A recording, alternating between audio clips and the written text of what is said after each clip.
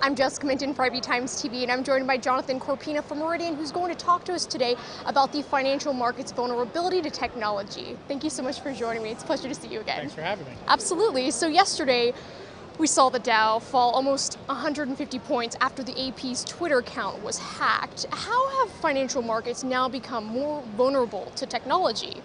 It's clear that everybody in our business uses all sorts of means of networks and communications to get information, whether it's social media, whether it's data feeds, watching news stories that are out there. So clearly we rely on information to help our markets find its trading range. But what we saw yesterday was something that I don't think we've ever expected to see, and the effects that it had on the market is really an eye-opening experience for us.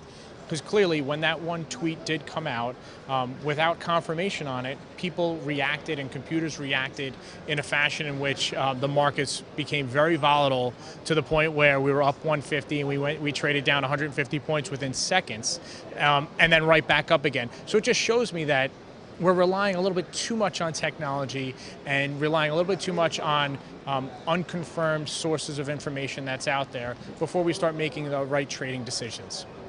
Usually when I think of technological glitches, I think of, say, with Facebook and their IPO when that happened. But now social media has come into play. How has Twitter kind of changed the way news comes out for traders? So, I'll use the term back in the day. Back in the day, people watched the news feeds and they would watch the scrolling news feeds just like we would watch the scrolling tape.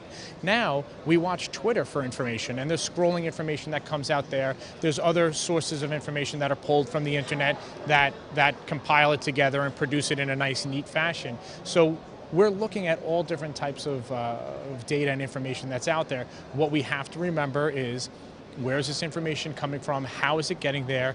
And is the information confirmed, and is it coming from a confirmed source?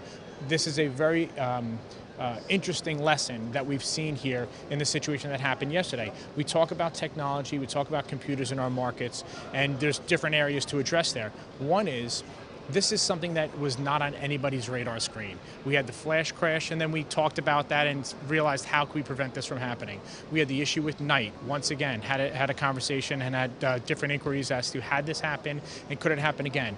A bad tweet coming out has never been discussed and has never been looked at as the effects that it's going to have on the market. And then take that another step with the computers that trade off of headlines and look for negative headlines, look for negative keywords that are out there, and then those computers start trading off of that information. That's exactly what we saw yesterday. That was all computer trading, algos just chasing after each other, trying to beat each other to the next bid that I was trying to hit down. Many bids were getting canceled, and before humans could make the right decisions, the computers already made bad decisions. And finally, do you think that technology will bring about a faster market crash in the future? What's happening now is that technology is moving faster and developing faster than the rules and regulations of our market structure here. What we need to do is to continue to look at these instances, and they're very insightful, expensive lessons and experiences that are going on here, and to see how to prevent them moving forward. You can't always plan for the perfect storm to come, but you have to put means and measures in place. So how do you do that? Technology, algorithmic trading has become too dark. It needs to be more transparent. Our markets have become so fragmented that we don't need 60 liquidity centers out there.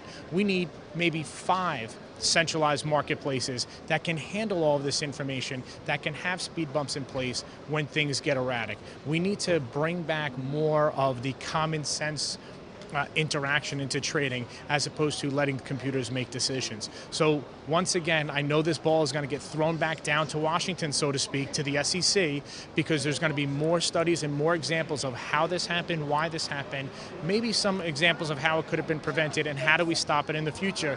It's really up to the SEC's stance right now to make a firm decision as to how to prevent this from moving forward. Thank you so much for joining me. Thank you very much.